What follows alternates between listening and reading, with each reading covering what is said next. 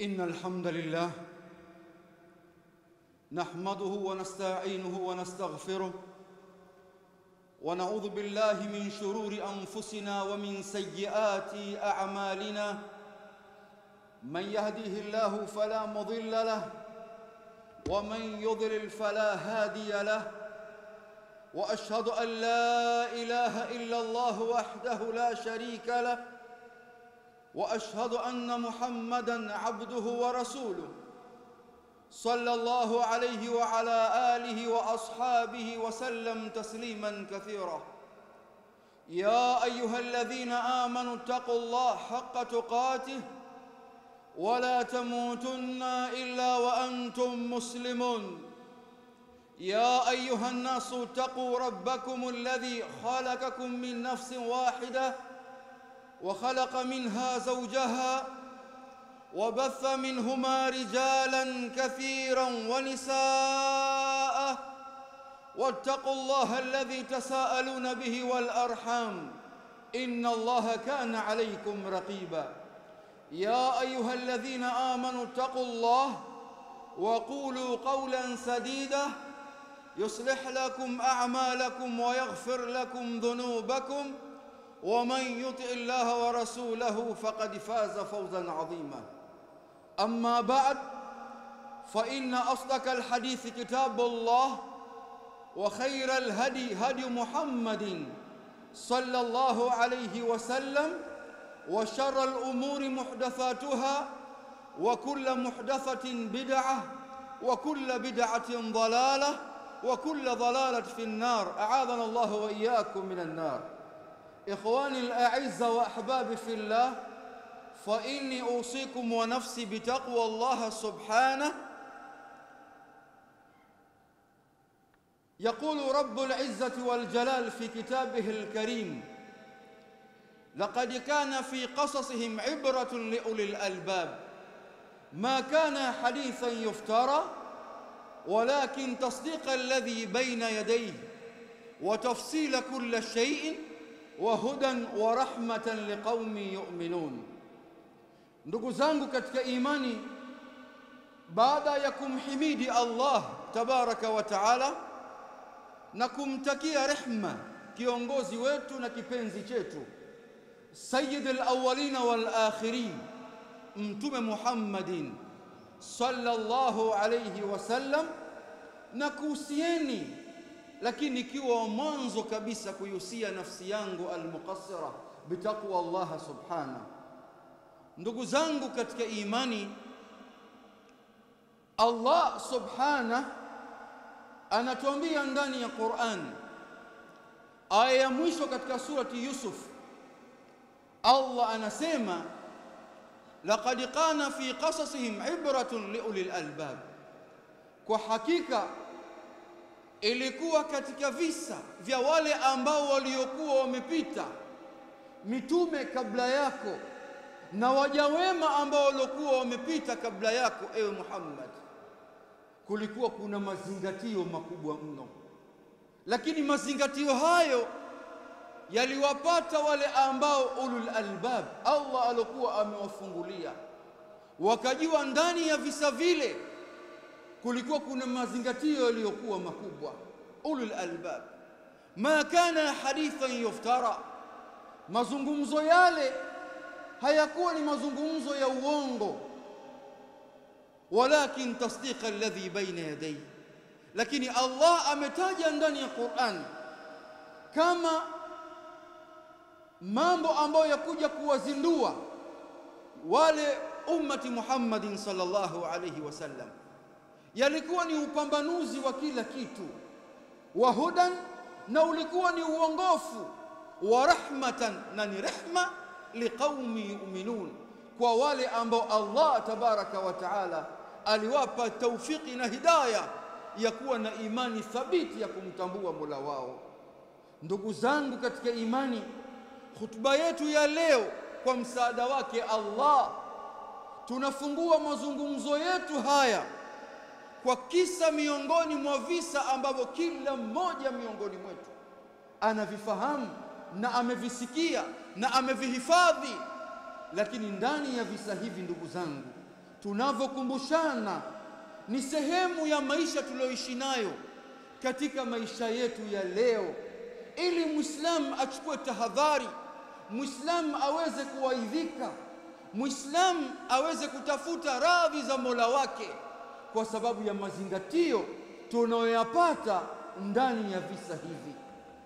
Allah subhanahu anatuambia ndani ya Qur'an katika surati al-Maida, watla alayhim naba ibn watla alayhim naba ibn watla alayhim naba ابن آدم إذ قرب قربانا فتقبل من أحدهما ولم يتقبل من الآخر. ewe Muhammad, wakumbushe habari ya watoto wawili wa Adam, Qabil na Habil. idh qarraba qurbanan, pindi ambapo walipojikurubisha kwa Allah kutoa sadaqa, fatuqubila min ahadihima, ikakubaliwa mmoja wao, walam yutaqabbal min al-akhar, lakini mmoja wao hakubaliwa. Watoto hawa wawili wa Adam alayhi salatu wassalam, abul bashar Habil na Qabil, walikuwa wanafanya kazi zao. Mmoja kazi yake ni ukulima na mwingine kazi yake alikuwa ni mfugaji. Habil alikuwa ni mfugaji. Allah alivyowataka watoe sadaka kujirukubisha kwa Allah, basi mmoja Habil akachukua mnyama wake, akamchinja, akamweka sehemu ambayo Allah alikuwa amewaambia waweke pale. Ama Qabil akakusanya kila aina ya mazao alikuwa anayalima, naye akaenda pale akayaweka. Allah subhanahu akaichukua ile sadaka ya Habil, ya kile kichinjo ambacho alichokuwa amekiweka pale, lakini hakuchukua ya Qabil. Ndugu zangu katika imani, baada ya Qabil, watoto wa baba mmoja Adam na Hawa, alivyomuona ndugu yake imechukuliwa yake haikubaliwa, qala la aqtulannak. Dhambi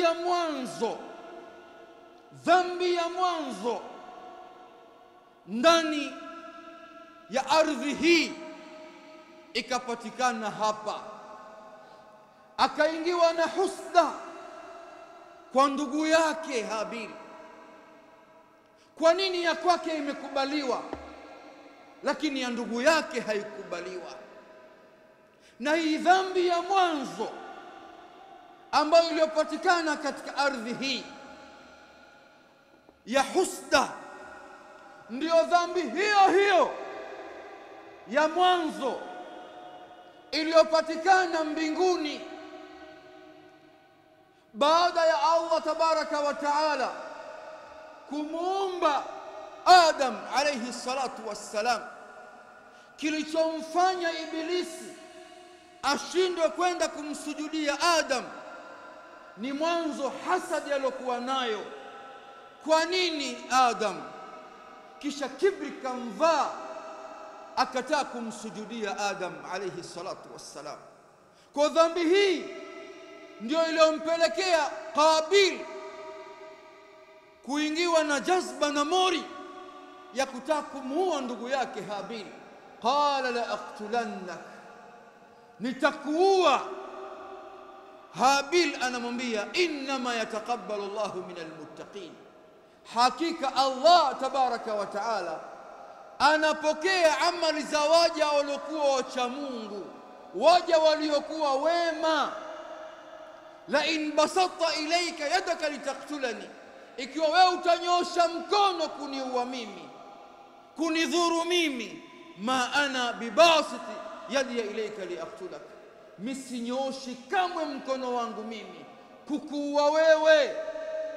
Inni uridu an tabua biithmi wa ithmuka fatakuna min ashabi an-nar wa dhalika jazaa'u dhalimin.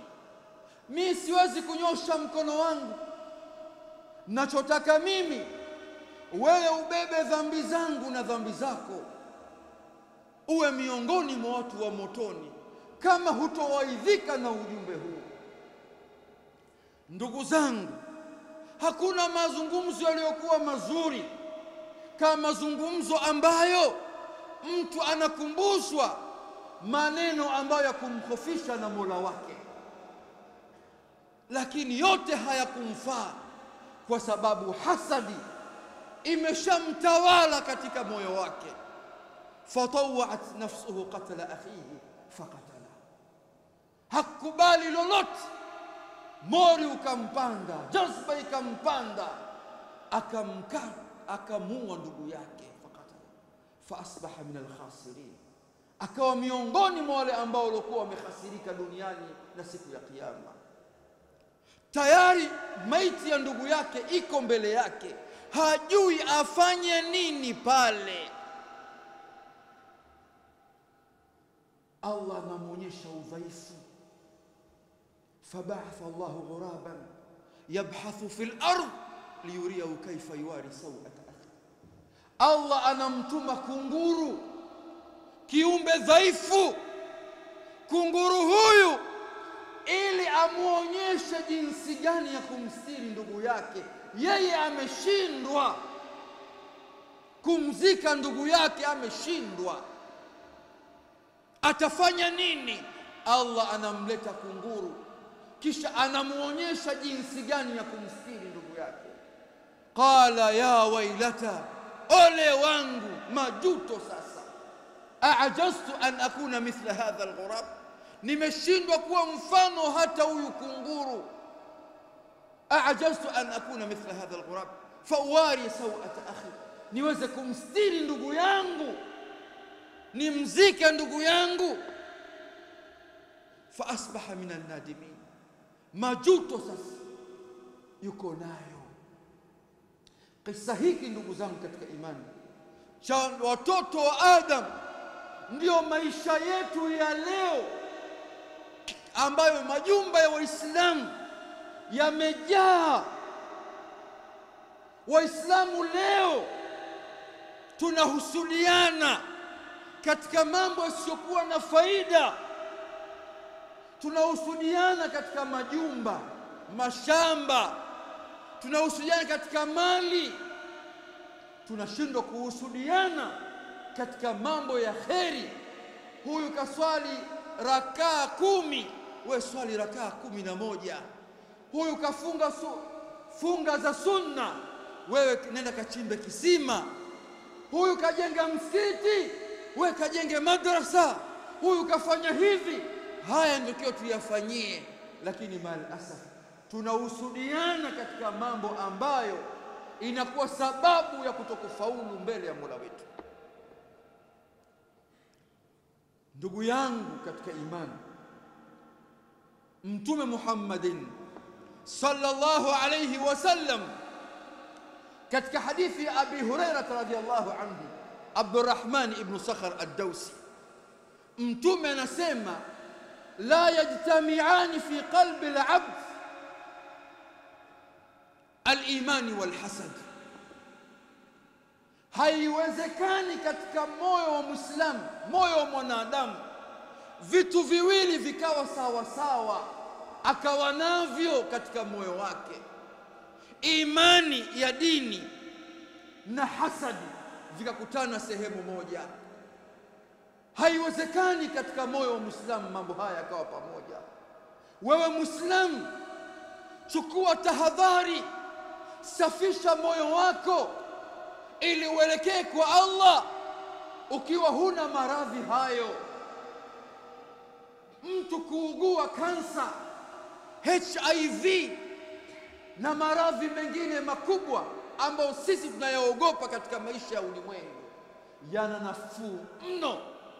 nafuu mno, kwa sababu haya yote yanakwenda kuisha ndani ya mwanandani. Ukishatelemkiwa na malakul mauti, hakuna tena kansa wala HIV wala maradhi yote. Lakini maradhi yaliokuwa ndani ya nafsi zetu sisi, maradhi miongoni mwao ya husda, tunakwenda nayo katika maisha ya ulimwengu, tunaingia nayo ndani ya kaburi, tunakwenda nayo kusimama kwenye mahakama ya Allah. Wajibu wetu ndugu zangu katika imani, kuchukua tahadhari iliyokuwa kubwa kusafisha nafsi zetu, kwa sababu rawa al-Imam Tirmidhi rahmatullah alayhi min hadithi Abdullah ibn Amr ibn al-As anna Rasul alayhi salatu wassalam, Mtume Muhammadin sallallahu alayhi wasallam alipoulizwa ya Rasulullah ayu nas afdal, Mtume alivyoulizwa nani katika watu waliyekuwa bora, bila shaka mimi wewe sote kwa pamoja twataka ubora ambao Allah awe mwenye kuuridhia. Faqala alayhi salatu wassalam, Mtume akajibu alivyoulizwa nani aliyekuwa bora, Mtume akasema suduqul lisani mahmumul qalb. Mtu aliyekuwa bora ni mtu gani? Ni yule ambaye suduqul lisani wa mahmumul qalb. Maswahaba wakasema ya Rasulullah, suduqul lisani naarifuhu, mkweli wa maneno wa ulimi wake tunajua, fama mahmumul qalb, ni nani yule ambaye mahmumul qalb? Mtume akasema huwa taqiyun naqi, ni mtu ambaye ni mcha Mungu aliyekuwa msafi, akiteleza kafanya dhambi anarejea kwa Mola wake wakati huo. Huwa taqiyun naqi la ithman alayhi, hana dhambi, akiteleza anarejea kwa Mola wake, wala baghi, wala uovu, wala ghili, wala fundo katika moyo wake juu ya Muislamu mwenzake, wala hasadi, wala hana husda.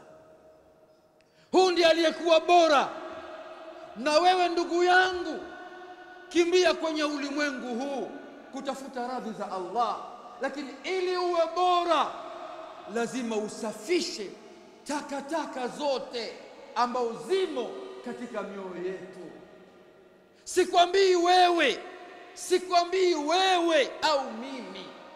Mtume Muhammadin sallallahu alayhi wasallam alipokuwa anapanda kwenye membar au anatoa mihadhara na khutba, alikuwa katika hindi yake, utangulizi anaotoa katika hadithi ya Jabir ibn Abdullah, mpaka Sheikh Albani amekusanya risala akaita khutbatul haja. Innal hamdalillah nahmaduhu wa nasta'inuhu wa nastaghfiruh wa na'udhu billahi min shururi anfusina. Mtume anamuomba Allah atukinge Allah na shari za nafsi. Ikiwa mtume anayetamka hayo, wewe umejiaminisha nini kwa Mola wako? Na hasa katika maisha haya ambayo tunaoishi leo, ndugu zangu, aliyatabiri Mtume Muhammad sallallahu alaihi wasallam maisha haya sasa. Unadhani kwa nini Waislamu leo hawapendani? Unadhani kwa nini familia leo watu wanachukiana? Unadhani kwa nini marafiki hawapendani? Unadhani kwa nini maisha yetu yamekuwa yana dhiki kwenye mgongo huu wa ardhi? Rawa al-Imam Muslim bin hadithi Abdullah ibn Amr ibn al-As, Mtume anawaambia masahaba, kaifa idha futihat alaykum khazain Faris wa Rum ayu qaumi antum. Wakati huo Mtume anawaambia masahaba, itakuwaje pindi ambapo Allah tabaraka wa taala atakapokuja kuwafungulia nyinyi Waislamu mali ambazo walizokuwa wanazimiliki wakati huo super power ilikuwa ni Faris wa Rum. Itakuwaje nyinyi Waislamu kipindi hicho? Mtakuwa kwenye maisha gani ikiwa super power mbili hizo ziko mikononi mwenu? Allah amewamilikisha mali zake. Qala Abdurrahman ibn Auf radiyallahu anhu, ahadu 10 al-mubashirin fi al-janna, naqulu kama amarana Allah. Ya Rasulullah, tutasema kama vile ambavyo Allah alivyokuwa ametuamrisha. Mtume anawaambia au ghairu dhalik, ni hilo tu, hakuna jingine.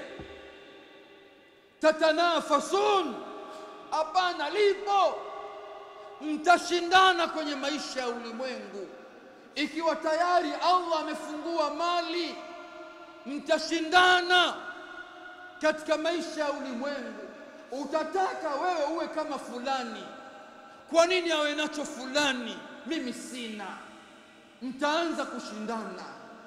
Wakati mnashindana na unamuona kwamba mwenzio kapata, wewe hujapata, kila unavyokwenda spidi hupati, ukikosa thumma tatahasadun, mtausudiana nyinyi kwa nyinyi. Kwa nini? Anacho wewe huna, kwa nini? Thumma tatadabarun, kisha mtakimbiana. Utaona kwamba huwezi kuishi tena na mtu yule uko naye, unasikia dhiki la ukimwona. Kwa nini? Yeye anacho wewe huna. Thumma tatabaghadhun, kisha mtachukiana. Hasadi ikifika hali hiyo, Mtume anasema thumma tantaliqun fi masakin almuhajirin, kisha mtaondoka, mtakwenda mpaka kwenye majumba ya muhajirin. Fatajaluna ba'dhum ala riqab ba'd, mtaenda kuuana. Hii ndio hasadi jinsi ilivyo. Ukimuhusudu mtu, itafikia mahala nafsi yako itashindwa kuhimili. Utakwenda katika wakati kufanya kila aina ya hila. Ukishindwa, unaweza ukatoka hata katika Uislamu, utakwenda mpaka kwa waganga kwenda kumdhuru mtu ili tu aondoke na ile neema ambayo Allah alikuwa amemneemesha nayo.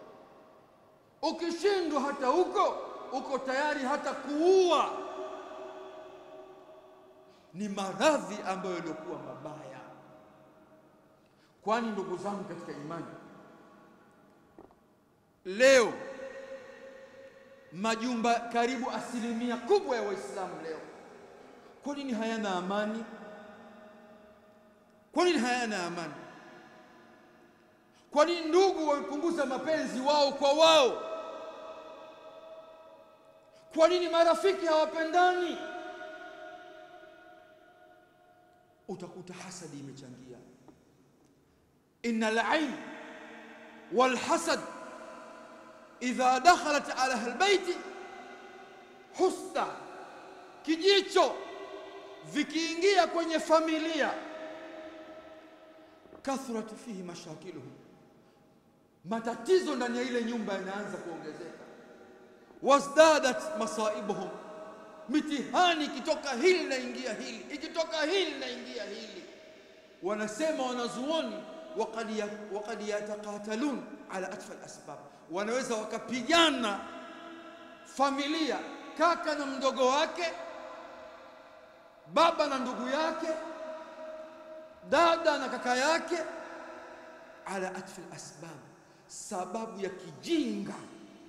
Ilikuwa inatafutwa iwashwe moto ule, sababu ya kijinga sana inapelekea watu wanakuja kugombana. Tishu, kamba, pasi inayotumika ndani ya kupigia nguo, familia inaanza kugombana pale. Kwa nini? Hasadi tu. Leo vituo vya ruqya vinaongezeka kila kukicha. Waislamu hawataki kusoma Qur'ani, hawataki kuleta adhkari za kisheria. Ndio maana ndoa nyingi zinaachika. Kazini watu wanakwenda kufanya kazi hawajielewi. Majumbani tabu. Mashaitani wanapata fursa sasa ya kuwachezea watu. Tumefungua milango sisi wenyewe, kwa sababu ndugu zangu katika imani, tuko mbali na maelekezo na maagizo ya Mtume Muhammad sallallahu alaihi wasallam. Sasa sikwambii ndani ya majumba. Nataka niwaambie jambo la kusikitisha, hata kwa sisi Waislamu, pengine mashekhe na maduati mbalimbali, hasadi ndio inaokita katika nafsi zetu wenyewe, na hakuna hasadi iliyokuwa mbaya kama hasadi ya wanazuoni. Wanasoma Qur'ani, wao wanaijua, sunna za mtume wanazijua, aqwali za wanazuoni wanazo, na masahaba wanajua aqwali zao, lakini utashangaa husda baina yao ambayo inasababisha kuharibu hata da'wa. Sababu ukiitazama haina msingi wowote. Ameyasema mwanachuoni al-Allama Ibn Uthaymeen rahmatullah alayhi alipokuwa anasherehesha hadithi mashuhuri, hadithi ya Umar, innamal a'mal binniyat. Ibn Uthaymeen anasema idha ra'at al-umma, ona matatizo ambayo tulikuwa nayo hivi sasa, taasisi kwa taasisi, mashekhi kwa mashekhi, kadha wa kadha. Ibn Uthaymeen anasema idha ra'at al-umma, umma utakapoona anna ahlu as-salah wal istiqama bainahum hadha al-hiqd wa khilaf masail ad-din fasatudhrab saf anhum wa amma indahum min al-khair wal huda. Jamii ikikaa ikaanza kuangalia mashekhe, shekhe fulani na shekhe fulani walivyokuwa wanakaa kwenye masala ambayo pengine ya ikhtilafu katika dini, idha ra'at al-umma anna ahlu as-salah, umma utakapoona mashekhe wal istiqama na watu ambao wana misimamo kwenye dini yao, bainahum hadha al-hiqd, jinsi gani walivyokuwa wana vifundo baina yao, wal khilaf al-masail, na ikhtilafu katika mambo ya dini. Unashangaa hivi, kauli hii na kauli hii inapelekea mashekhe wanataka kutoana roho kwenye memba. Ibn Uthaymeen anasema umma utawapigia mfano mashekhe wale kutokana na uongofu walokuwa nao. Hivi shekhe fulani inawezekana akafikia hatua ile katika jambo hili tu? Hivi huyu shekhe si mitaa miwili anakaa nyuma yule shekhe, alishindwa nini kutoka na kumpa nasaha ndugu yake Muislamu mpaka atoke aende kwenye vyombo vya habari? Hakuweza kutoka kwenda kumpa nasaha mpaka ifikie mahala kwamba azungumze, achafue heshima ya mtu. Sababu ni nini? Hasadi peke yake. Ibn Uthaymeen anasema fatara shabun, utaona jinsi gani ikhtilafu za mashekhe zilipopelekea mpaka ikafikia mahala umma unaparanganyika, dini inakosa nguvu, sunna inaanza kupoteza mwelekeo kwa baadhi ya watu kwa sababu za ikhtilafu zisizokuwa za msingi. Fatara shaban, utamwona kijana sawa sawa yadkhul istiqama, anaingia kwenye msimamo wa dini, akiangalia harakati zile na zile na zile, anaanza kupata ladha, moyo wa imani unamuingia. Pengine alikuwa anafanya biashara, pengine yuko wapi na wapi, anavyoona wenzio wanakwenda kwenye halaka za elimu, naye anatamani, anamwomba Allah amwafikishe naye aende, anaingia. Anasema fatara shabun yadkhul istiqama ala anna dini khairun wal huda wa inshirahi sadri wa qalbul mutma'in, moyo unafunguka, kifua kinakuwa kina raha, anaingia kwenye dini, katika harakati za dini 100%. Akishaingia ndani sasa, fayara, anaona zile ikhtilafu ambazo zilizokuwa nazo, matatizo yaliyokuwa mule ndani, khilaf, husda, chuki, vifundo kwa viongozi wa taasisi kwa taasisi, wanazuoni kwa wanazuoni. Fayatruku al-istiqama, anaacha ule msimamo aliokuwa nao, anaacha harakati za dini, anafunga kitabu, li'annahu ma wajada ma talaba, kwa sababu hakupata kilichomfanya kaingia moyo. Sasa wewe Muislamu, ili uwe sawa sawa, lazima usafishe nafsi yako ili uende kwa Allah ukiwa salama, ukiwa ndani ya mwanandani uko salama, kuliko kuishi katika ulimwengu huu hasadi na kutafuna mwenyewe kwanza, kisha bado adhabu za kaburi zinakungojea, bado hujasimamishwa kwenye mahakama ya Allah. Aqulu ma tasma'un.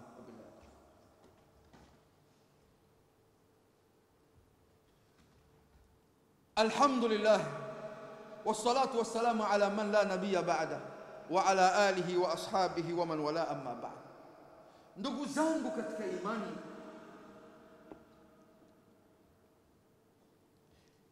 haya mavinyongo tulokuwa nayo, chuki tulizokuwa nazo, husda tulizokuwa nazo, zinatufikisha wapi? Angalieni maneno ya Mtume Muhammad sallallahu alaihi wasallam,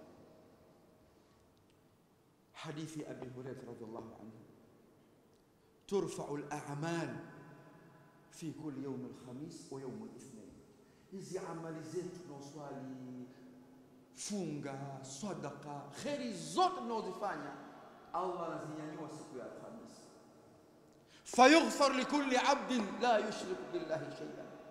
Allah anasamehe dhambi zote isipokuwa mtu mmoja tu ambaye mtu yule kamshirikisha Allah, lakini zote Allah anasamehe. Fayughfar likulli 'abdin la yushrik billahi illa rajulan, isipokuwa mtu ambaye kanat bainahu wa baina akhihi shahna, isipokuwa mtu ambaye baina yake yeye na ndugu yake Muislamu wamekuwa wana vinyongo. Fayuqal, Allah anasema, andhiri hadhain hatta yastalih, acha kwanza, usipokee amali za hawa mpaka kwanza wao wajisawazishe, wasameheane wao kwa wao. Ona madhara ya kuwa na vinyongo, ona madhara ambayo tumebeba katika maisha yetu, katika mioyo yetu, mambo kama hayo. Utakwenda kumwambia nini Allah? Magomvi ambayo hayana natija yoyote, kwa sababu tu ya maradhi yanayokwenda, maradhi ya hasadi katika mujtama wa Kiislamu. Na mtu bahati mbaya anaweza asishtuke kwa yale alokuwa nayo, kwa sababu ni adhabu kwa Allah. Maradhi ya kwenye nyoyo ni adhabu kwa Allah, min uqubati Allah azza wa jalla li ba'd an-nas fi hayati dunya an yushghilahum Allah bil khusumati wal mushahanati ma'a al-akharin. Katika adhabu za Allah katika baadhi ya watu ni kuwashughulisha tu na ugomvi, mijadala, kuhasimiana na watu wengine. Lianna salamata sadri, kwa sababu salama ya vifua kuwa visafi, naimu min naim ahli janna, ni neema katika neema za peponi. Faman salima sadrahu li ikhwanihi wa ahbabihi faqad an'ama Allah alayhi bi naim ahli janna wa huwa fi dunya. Allah kiisafisha kifua chako, ukatubia ile maradhi ulokuwa nayo kwenye moyo wako, Allah amekuneemesha neema ya watu wa peponi, huku unatembea kwenye ardhi hii. Kwani ndugu zangu katika imani, kipimo changu na chako, kuna watu Allah amewasifu ndani ya Qur'ani, amewasifu ndani ya Qur'ani. Watu hao ndio hizi zama tulizokuwa nazo mimi na wewe. Hebu jipime wewe, haya maradhi ya husda, vifundo kwa ndugu zako, na aya hii we umo au haumo? Allah anasema walladhina ja'u min ba'dihim, na wale ambao walokuja baada ya masahaba ridwanullahi alayhim, sifa yao usema rabbana ighfir lana, ewe Mola wetu samehe sisi, wali ikhwanina alladhina sabaquna bil iman, wasamehe na ndugu zetu ambao walotangulia, walokufa, walokuwa katika imani, wapo ndani ya maisha ya barzakh, tusamehe sisi kwa mapungufu yetu ambayo tulokuwa nayo, lakini sio sisi tu, na ndugu zetu ambao wametangulia mbele ya haki kwa imani. Kisha Allah asemaje? wala taj'al fi qulubina ghilla lilladhina amanu, ewe Allah usijalie katika nafsi zetu vifundo, chuki kwa ndugu zetu ambao tuko nao walokuwa wameamini. Kwa wewe katika maisha haya ukiwa umebeba mambo ya mafundo, mambo kadha bila sababu yoyote, wewe ndani ya aya hii iko mashariki na wewe magharibi, utakutana vipi na Mola wako katika hali kama hii? Wewe na ndugu yako hamuongei sababu ya hasad, wewe na rafiki yako, wewe na jamaa yako, wewe na kadha wa kadha. Hasadi ndio inayotutafuna sisi. Ili tufike kwa Allah tumesalimika, ndugu zangu katika imani, yatupaswa tuondoe taka zote ambazo taka hizi zinauchafua moyo wa Muislamu. Allah siku ya kiyama anachoangalia ni usafi wa nyoyo zetu. Yauma la yanfa'u malu wala banun illa man ata Allah biqalbin salim. Siku ya kiyama hayatomfaa mtu mali yake yote aliyokuwa ameichuma, labda ulitumia katika mambo ya kheri, wala watoto, ila yule ambaye aliyekwenda kwa Allah moyo msafi. Allah turuzuku moyo huu, au safishe mioyo yetu. Ndugu zangu, lazima tubadilike, lazima tubadilike katika hali tulizokuwa nazo, lazima tubadilike. Neema ya Muislamu mwenzio muombee Allah, Allah idumishe na yakupe. Usimchukie mtu kwa neema ambayo Allah kamruzuku ukaingiwa na moyo mbaya wa hasad. Anasema mmoja katika waja wema katika masalafu, Hatim, raaitu an-nasa yatahasadun, nimeona watu wanahusudiana wao kwa wao katika maisha ya ulimwengu. Wa nadhartu qawluhu ta'ala, nikaitazama Qur'ani, qawli ya Allah, nahnu qasamna bainahum ma'ishatahum fil hayati ad-dunya. Nikaona anayesema kwamba Allah ndio kaweka mpangilio wa maisha ya ulimwengu katika riziki zao, maisha yao ni Allah, hakuna mwingine. Anasema fataraktu alhasad, nikaacha kabisa husda. Kwa nini? Li'annahu i'tirad an qismati Allah, nikawa mimi napingana na Allah, napingana na Allah. Tuishi katika maisha haya ndugu yangu katika imani kwa tahadhari vile vile. Usichukulie hasadi ni jambo lilokuwa dogo. Allah mwenyewe ambaye ndiye mlinzi wetu, ndio muumbaji aliyetuumba sisi, akaweka katika mgongo wa ardhi. Dini hii tunamwabudu anavyotaka yeye, lakini mwenyewe kateremsha Qur'ani na akataka mimi na wewe tujikinge, tumuombe Allah tukinge, atuhifadhi kutokana na hasadi. Utaichukulia jambo dogo hilo? Qul a'udhu birabbil falaq min sharri ma khalaq wa min sharri ghasiqin idha waqab wa min sharri nafathati fil 'uqad wa min sharri hasidin idha hasad. mambo yako mengi ambayo pengine umefungua daftari lako kwa jamii, watu hawapendani, usione mambo yanaharibika, ni kwa sababu pengine mahasadi yamejaa katika mujtama. Ndugu yangu, ihdhar thumma ihdhar.